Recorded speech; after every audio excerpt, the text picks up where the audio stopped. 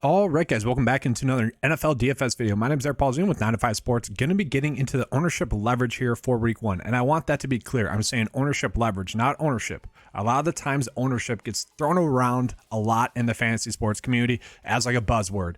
It's a fluff filler. It's a content maker. That's not what I want this to be. I want this to be actionable information for you guys to use on your slates. We're looking at which players are going to be over-owned, which players are under-owned, and which players are properly owned, okay? And how I go about deciding that or figuring that out, it's a calculation that I have. It's looking at a player's consistency, a player's projected value, a player's projection for the week, and then obviously looking at their ownership on the week. That is how we would determine that. So I'll be going position by position and showing you guys which players are the players that are ranking out best in that regards. But I do real quickly want to apologize. I already came out with this video about 2 hours ago, and unfortunately, I didn't realize that I had not refreshed the report. I thought it was automatically refreshed. It wasn't. Got that fixed now. So real quick, shout out to the people in the comment section, both politely saying that the projections weren't accurate anymore. They're outdated. And I appreciate that. You know, this is very much a community-based thing.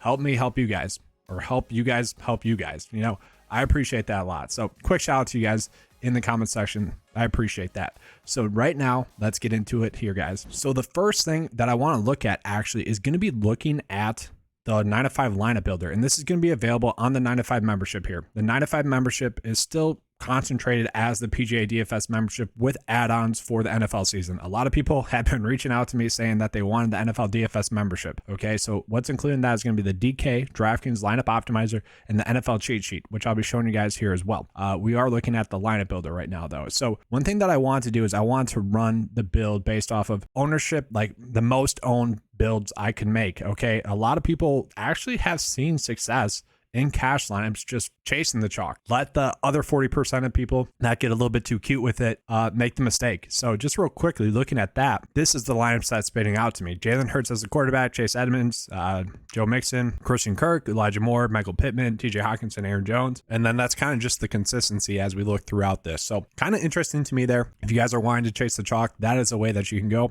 And then just real quickly looking at it on the flip side, let's just look at a lineup path that isn't too chalky. So setting the total ownership at like 75% max. Okay. So not trying to make chalky builds. Let's just see what that spits out to us. And I'm kind of curious as to if the optimal GPP approach is going to be high owned or not. That's really what I'm curious to see. So as we can see right now, the total projection ownership for the top build here is only 50% owned. And that's kind of going to be the consistency throughout. So just looking at for week one, you know, you don't really have to make unique build because the players, the good plays that we're going out of our way to make, at least projections wise, are popping. Okay. They're not that high owned. So you don't really have to get crazy with it.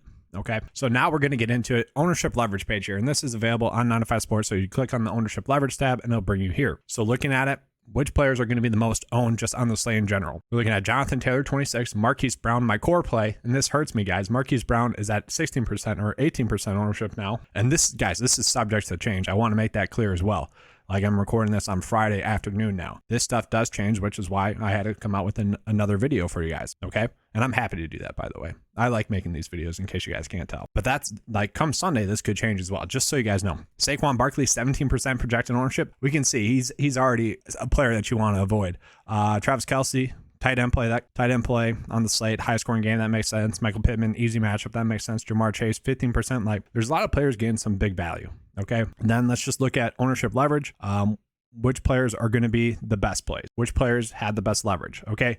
And the one thing I want to point out with this is that it's a lot of quarterbacks. Okay. And tight ends a little bit. But for the most part, quarterbacks are very consistent fantasy producers. Okay. And a lot of them are projected to at least 3x. And a lot of them are not that high owned because, well, all of them are somewhat okay plays, so the ownership is very spread out. That's why a lot of the quarterback plays are popping up as like the top leverage plays. So really what we want to get out of this is we want to look at the position plays. So let's get into running back. Which running backs are the most under-owned right now?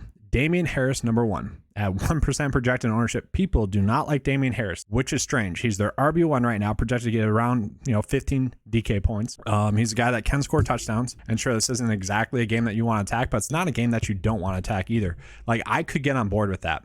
I could get on board with paying for Damian Harris as like an ownership leverage play. And this is where I want to echo this once again, like focus on making your best builds possible, guys.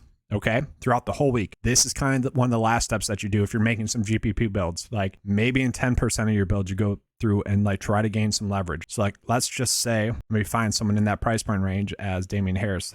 Let's just say you were on Breece Hall, I don't know, David Montgomery, whatever, Cordero Patterson a lot in your build. And then you notice that Damian Harris is ranking out as a player that you can gain some leverage on with the field. That's how you would use that in about 10% of your builds that way. Derrick Henry at only 13% projected ownership, not too priced up, ranking out as the second best leverage running back play. James Conner ranking out as the third best running back leverage play. And that's very interesting to me because Marquise Brown, one of the highest owned players on the slate. Then you got James Conner, a little bit priced up, I guess, compared to Marquise Brown, but only at 5% projected ownership. That is extremely interesting to me there. He's a guy that was very TD dependent last year, but still a very strong play. One player that everyone seems to hate and I love is David Montgomery, guys. Like, I don't really get the hate with David Montgomery. It's kind of clear that he is their best offensive player, at least when he's healthy. The offense has went through him the past 2 years. We just didn't really see him healthy last year. And some people are trying to talk like Khalil Herbert into a thing when Treston Ebner outplayed him in the preseason. Like, David Montgomery is going to be that guy until maybe someone proves it. Or at the very least, his legs get tired again. Like David Montgomery at 3% projected ownership for a guy who is very consistent and involved in the passing game. I like that a lot. Okay, I do. That would be a spot where I might go out of my way to get more ownership to David Montgomery because that's just too cheap. A lot of people are expecting Khalil Herbert to take on a bigger role, and I just don't see it really. I know some people are saying like Khalil Herbert fits their scheme more. It's like, who cares? Like David Montgomery is the better player. He gets so much hate for being used too much, used in poor situations. You know, it's kind of the Melvin Gordon thing all over again from like 7 years ago. Like he just gets way too much hate for no reason. Great spot for you to jump on ownership wise. We're looking at Austin Eckler as well. Only 12% projected ownership, which is a guy that on the slate for running backs is the third highest projected scoring running back play. That is absolutely intriguing to me. That's a play that I really like. Now on the flip side, let's look at it. Which players are going to be the most overowned? So Breece Hall, no one's really on him, but not really expected to play too much. You got Michael Carter there as well. At best, it's going to be like a 50-50 split, it seems like. Projected score about 8 DK points if that happens. Still a little bit over on J.K. Dobbins, same thing. Like players you don't want to play. The one player that really stands out is going to be Saquon Barkley at 17% projected DK ownership. Okay, this is a game that I think the Titans are going to win. Sure, a lot of people are thinking that Saquon Barkley is healthy, ready to go. He's at a great price point there. But like, guys, honestly, David Montgomery compared to Saquon Barkley, like really not a big difference. The offenses both sucked. They both have one great receiver that can get open. I might argue that Justin Fields is the better playmaker as well. The matchup's basically the same. Maybe David Montgomery gets a little bit more passes funneled his way. The thing is, like, the difference in the price point should not be, or the difference in the ownership should not be 10% there. Okay, I get it. Everyone likes Saquon Barkley. He's a big name player. When he was his healthiest, he was one of the top running backs in the league, and a lot of people are projecting him to be healthy now. I just don't see that, okay? Like, do I get it as like a small GPP owned play if he was like 8% owned? Sure, we could get on him a little bit, but at 17% projected ownership, that is easy fade for me this slate. There's a bunch of other quality running back plays that you can easily get on. CEH, I think he's going to be a solid play, like 10 DK points, but yeah, he's a little bit overvalued. Miles Sanders a little bit overvalued. DeAndre Swift, now we're starting to get into the players that are properly valued. You got DeAndre Swift, JT, Chase Edmonds, like those players are all properly valued. So with that, we'll get into the receiver plays. So which receiver plays are overvalued? Well, we got, and this is where from the previous video, it's the same players pretty much. We got Drake London, we got Michael Thomas in there. Okay, 7% projection ownership from Michael Thomas. And, it's kind of like, I personally want to see it first. I get it for like GPP purposes. Like it makes sense if you want to stack him with Jameis Winston or something like that. Jameis Winston, Alvin Kamara, Michael Thomas game stack. Like I don't hate that. But like in last night's game with Allen Robinson, I personally want to see it first. Like Cam Akers, okay?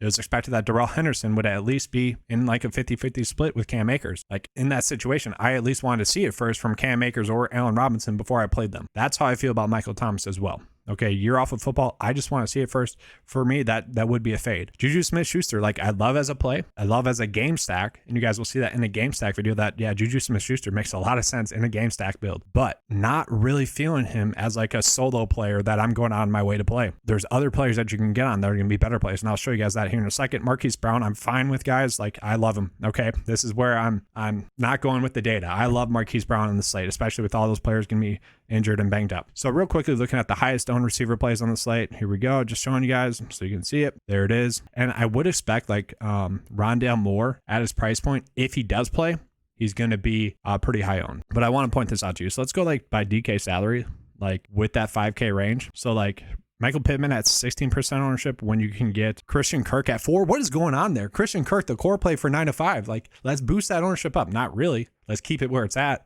We know he's going to be a safe play. Like, I like him a lot as a play. Then you look at someone like Elijah Moore at 2% projection ownership. A guy that gets targeted heavily as well. Like, I love that as well. That is a great spot to gain some ownership leverage. Okay, he is one of the better leverage plays on the slate. And that is where, when you got players like, hey, buddy, my cat's saying hi to you guys. So that's why for me, like players like Michael Pittman, like Rashad Bateman, and like Juju Smith-Schuster are going to be easy fades. Like you just don't have to play them when we got the same or better options, cheaper and at lower ownership. So for me, those guys are going to be easy fades. All right, so getting into the receiver plays that are going to be the most under-owned, the players that you can gain some nice leverage on, starting with Deebo Samuel, the San Francisco 49ers receiver. You know, a lot of people are expecting his like role and usage to change, which it probably will. The usage will probably change a little bit.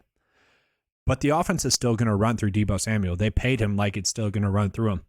And given this matchup with the Chicago Bears, like, I don't think that's any reason to really go out of your way not to play him. Sure, he's priced up a little bit at 7.4, but at 6% projected ownership for a guy that was extremely consistent last year, projected to score 16.8 DK points. Like Deebo Samuel does make sense as someone you could go out of your way to play to gain some leverage on the field. Another player is like Elijah Moore.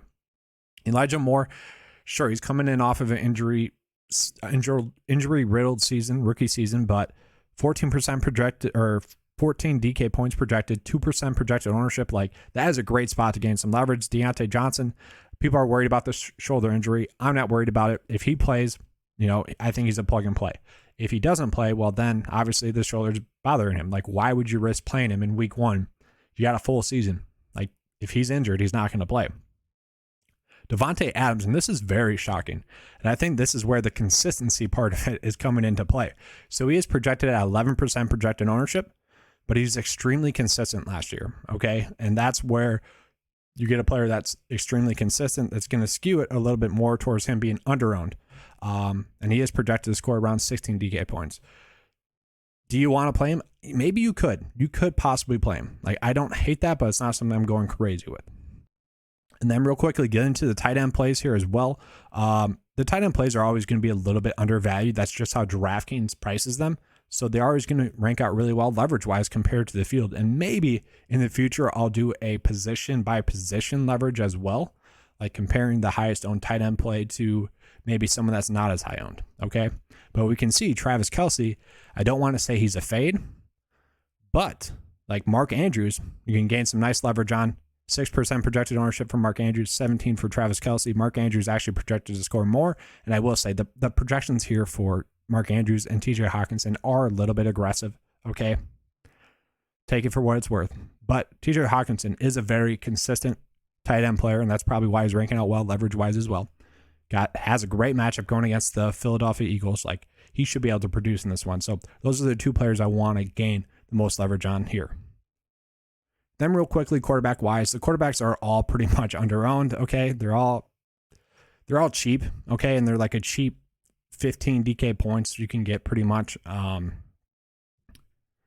It's up to you guys. You know, like, I don't think we have to go crazy with it at all. Let's look at the most high-owned quarterback plays. Like, the ownership's pretty spread out. There's no one that's gaining too much ownership that shouldn't be. Like, the worst play is Matt Ryan at 5% projected ownership. Okay, like, you can make that play if you want to. I don't hate it. Okay, there's no one too egregiously high-owned. Okay? So real quickly, I just want to make a fun build. It's going to be the ownership leverage build. And I think this is a fun practice. So I already got it started. Here we got Jameis Winston. We got Austin Eckler, Derrick Henry, Christian Kirk, Elijah Moore, Damian Harris as that running back play. We're going to put TJ Hawkinson in there just for the heck of it. And we still have a decent amount of salary left over. Like, let's see who else we could fit in there. Who else was popping up there? I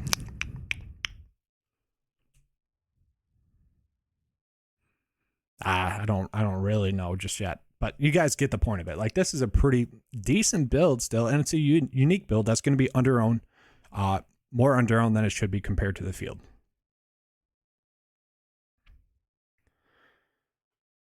But that is all I have for you guys for the ownership leverage video. Hopefully you guys liked it. If you did, please give me a like and subscribe. That does help out the channel a lot.